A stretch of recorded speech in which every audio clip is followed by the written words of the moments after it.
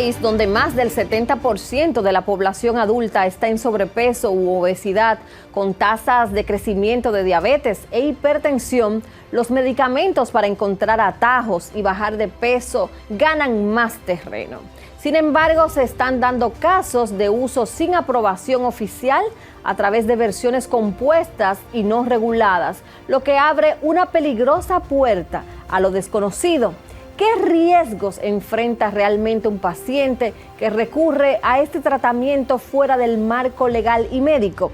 Esta noche, en nuestro panel, abordamos las implicaciones clínicas, éticas y legales de un fenómeno que ya está ocurriendo en el país. Para esto, hemos invitado a expertos que nos ayudarán a nosotros a entender si estamos ante un avance o una amenaza para la salud pública. Y nuestra primera pregunta, ¿por qué la tirzepatida se ha convertido en el santo grial contra la obesidad? ¿Y qué motiva a clínicas y pacientes a buscar versiones compounded con el producto original? ¿No está disponible localmente? Bueno, lo que sucede es que la evidencia que existe actualmente en los estudios, hay un estudio muy popular que es el Surround, se llama, y está en una fase 3. Significa que el estudio todavía no ha culminado del todo. Hasta ahora el tirzepatide es la molécula para control de peso que muestra la mayor efectividad en pérdida de peso si se compara con semaglutide, que es el conocido Ozempic, o si se compara con liraglutide, que es Saxenda. Estos sí son los dos fármacos que nosotros tenemos en el mercado y naturalmente tenemos muchos pacientes utilizando Saxenda y Ozempic que lo han hecho de una manera fallida, que no han visto resultados en el peso o que han perdido peso pero no han alcanzado el objetivo final. Con tirzepatide, al tener mucho más efecto en saciedad en comparación con los demás, pues por eso es que se ha considerado, como tú dices, el santo grial. Finalmente, detrás de tirzepatide también hay nuevas moléculas en estudio que a medida que van evolucionando en su evidencia, también va mostrando que supera cada vez más. Es como contamos con procedimientos para control de peso como la colocación del balón o la cirugía bariátrica, sabemos que son medidas mucho más invasivas que la pérdida de peso convencional con alimentación y ejercicios. Y vamos escalando el paciente. El problema es que ahora mismo le estamos poniendo tirzepatida al que tenía que trabajar solamente con alimentación y ejercicios y estamos ignorando incluso medicamentos que tienen un menor nivel de agresividad para el mejor soporte. Pero el problema más grande no es ese, o sea, el tirzepatide, a pesar de que no está aprobado por FDA todavía para el control de peso, sí está aprobado para control diabético y muestra en todos los estudios mucha eficacia en pérdida de peso. En este país, en República Dominicana, nosotros no tenemos las moléculas originales que se llaman Mounjaro y Zepbound para poderlo colocar, como tenemos Ozempic y Saxenda, que son las moléculas originales. Entonces, el que está colocando tirzepatide actualmente en nuestro país o lo está haciendo de manera ilegal con las versiones compounded, que son, vamos a decir, que fármacos compuestos con el tirzepatide, pero hechos por terceros, que sobre esos no tenemos ninguna investigación hasta el momento, y eso resulta en un alto riesgo. ¿Qué distingue legal y químicamente a la tirzepatida de la formulación original aprobada por agencias como la FDA y bajo qué marco jurídico opera su importación y uso en República Dominicana? Mira, legalmente para una importación de medicamento tiene que estar, obviamente, registrada ante el Ministerio de Salud en la Dirección de Medicamentos, Alimentos y Productos Sanitarios. Si no tiene esa certificación, no debe de entrar al país. ¿Cuál es la diferencia químicamente? Bueno, tú no tienes garantía de lo que te están poniendo, tú no sabes qué te están poniendo porque tú no tienes analíticas previas, cual y cuantitativa, ni mucho menos microbiológicas. O sea, tú estás exponiendo a un paciente a algo que tú desconoces por completo. O sea, es un problema importante al que los prescriptores, en este caso, están poniendo en riesgo a la salud de los pacientes, porque es un medicamento que no está aprobado por una agencia reguladora nacional o internacional, pero sobre todo nosotros tenemos leyes robustas aquí. ¿Y cómo se supone llega el medicamento a los pacientes? Realmente no tengo idea de cómo está llegando el fármaco a los médicos que lo están suplementando, pero sí tenemos médicos en nuestro país de diferentes áreas de especialidad que tienen el fármaco y a través de ellos los pacientes lo están consiguiendo.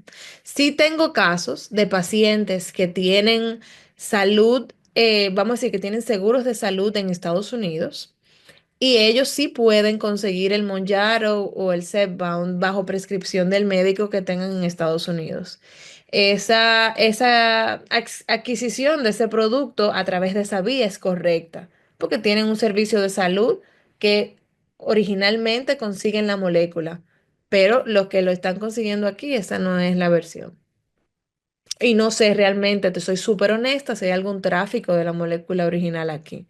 No lo creo, por lo menos de manera legal. Yo tengo muchos pacientes, y así lo pueden decir muchos de mis colegas, utilizando el medicamento que van semanalmente, como dicen ellos, a pullarse. Porque es un medicamento que como no necesariamente viene en el lapicero, sino que lo preparan en ampollas, prefabricadas por, no sé, el lugar donde sea que le estén logrando y pagan miles de pesos semanales para adquirir esta dosis de tirzepatide de compounded. Em, sí tengo muchos casos de pacientes que han conseguido mucha pérdida de peso con este tipo de versión. También con muchos malestares a nivel gastrointestinal, porque ese es uno de los principales problemas.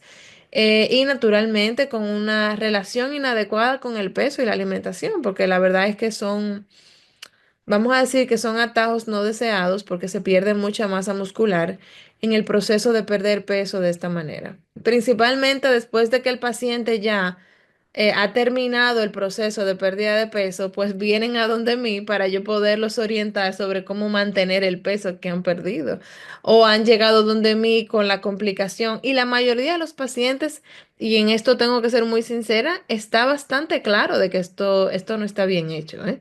O sea, yo pienso que los pacientes de manera responsable están asumiendo este apoyo simplemente por la desesperación de conseguir algún objetivo, pero verdaderamente es muy riesgoso. ¿Pudiera decirnos cuáles son los riesgos para la salud de los pacientes que usan este medicamento? Bueno, tú podrías tener efectos adversos inesperados graves. Tú podrías tener riesgo de contaminación porque tú desconoces. Y tú podrías, el otro riesgo es daños secundarios. O sea, al margen de la reacción adversa propia, tú puedes generar otras patologías desconocidas. Es riesgoso. No es posible que un paciente permita que le apliquen un medicamento que no cuente con una certificación de nuestra autoridad reguladora nacional. ¿Cómo pueden los pacientes no caer en estas prácticas? Bueno, yo pienso que siendo bastante cautos e informados, porque a veces los pacientes que van donde mí me dicen, yo me estuve poniendo Mounjaro, que ahí es donde está mi preocupación y por eso el artículo que escribí. Yo me he estado poniendo Mounjaro y he bajado mucho de peso y yo, qué bien que te has puesto Mounjaro, ¿cómo lo has conseguido? Porque sabemos que aquí no contamos y hoy sabemos que aunque el tirzepatide promueve una excelente pérdida de peso, Mounjaro no lo tenemos en ninguna farmacia. Y ahí es que me dicen, no, yo voy donde un doctor que me lo está poniendo semanalmente. Digo yo, te lo pones semanalmente, o sea que tú no tienes el lapicero. Y así es que no me he dado cuenta. Yo creo que lo que falta es información. El paciente no sabe que le están poniendo una versión que no es autorizada.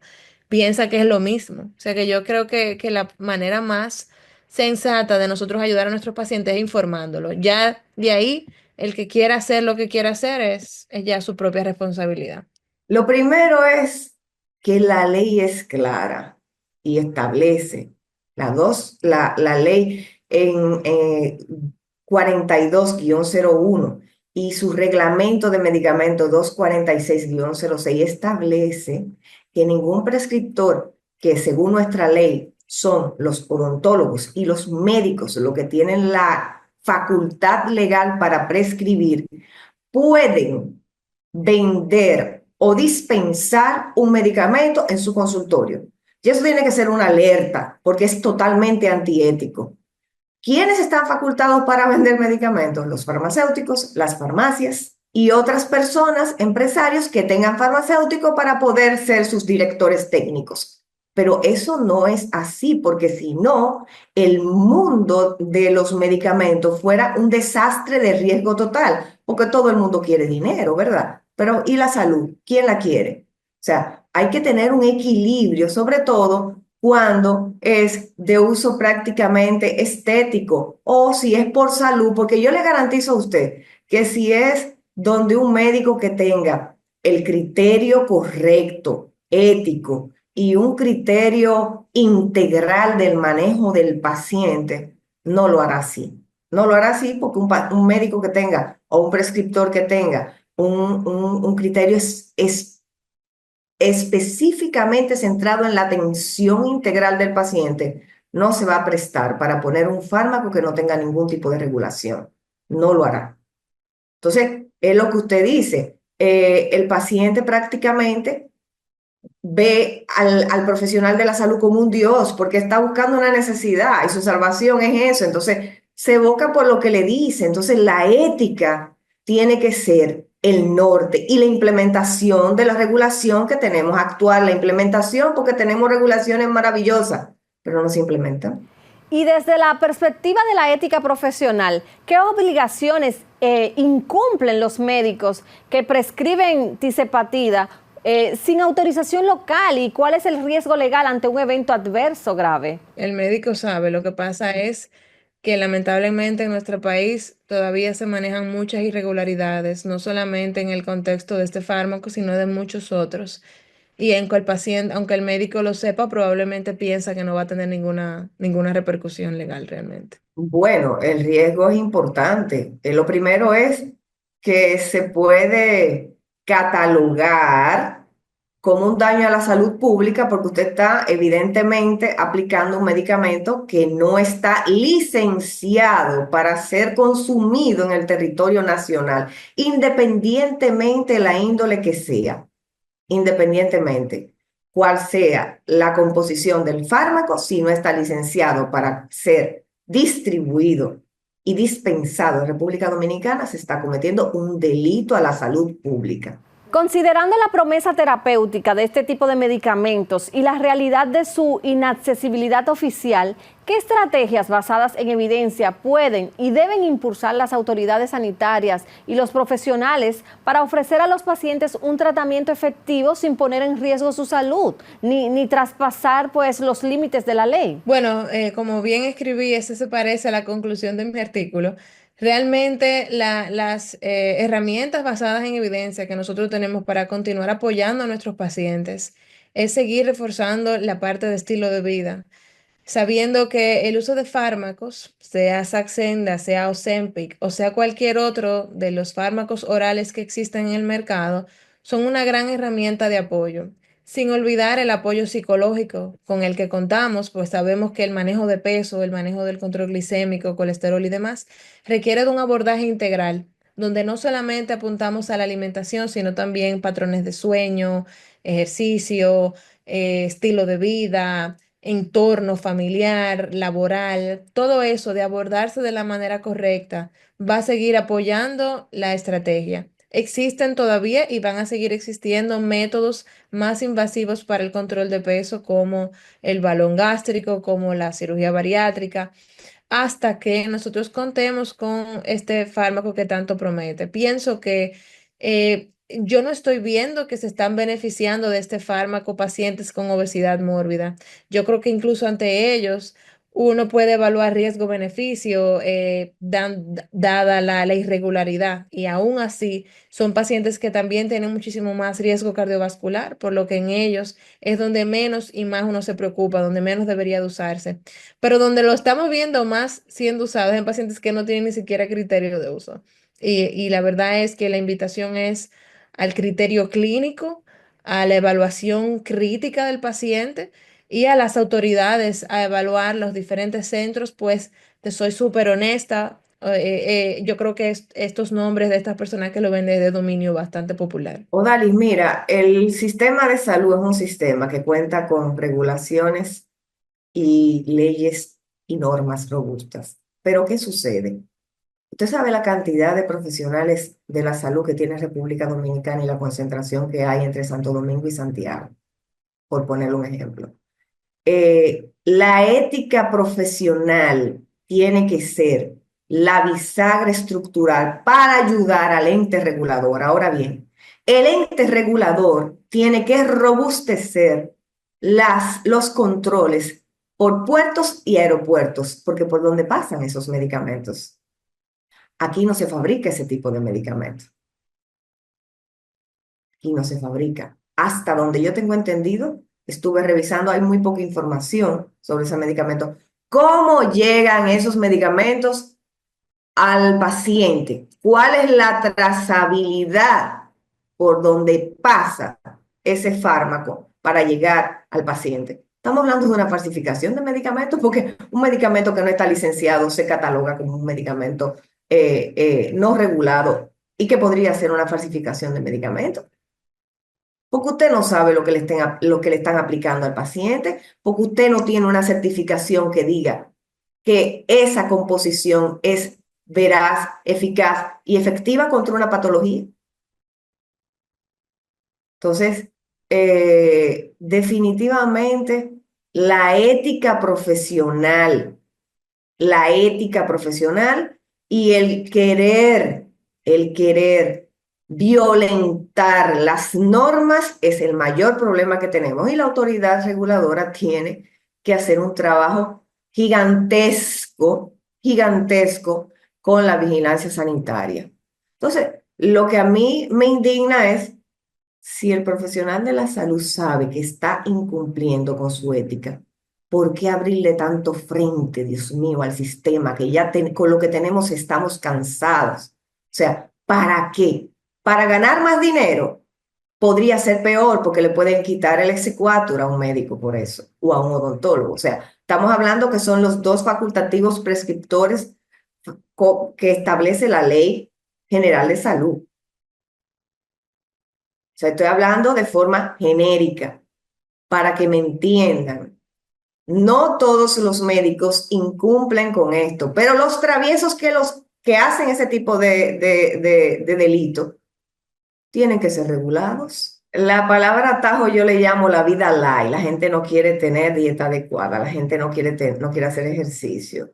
La vida light es el problema, la vida cómoda, la vida de todo fácil, y todo fácil no es bueno, porque siempre todo medicamento tiene sus riesgos, sobre todo si no es usado de forma pertinente y oportuna para una condición de salud.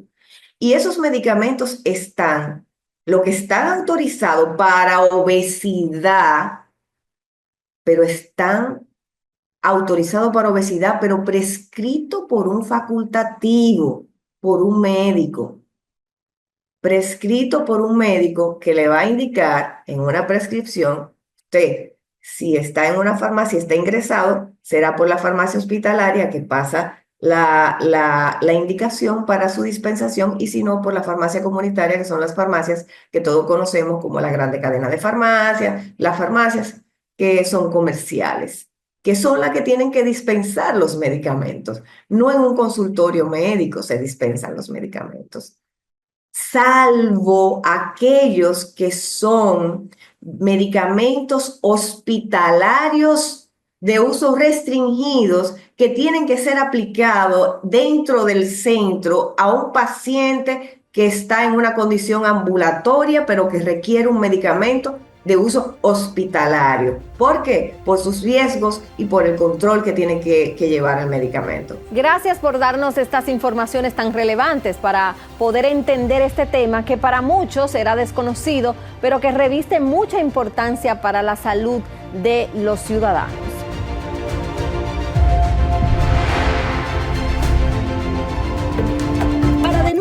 O hacer contacto con nosotros, escríbenos a todalaverdadbtv32@gmail.com.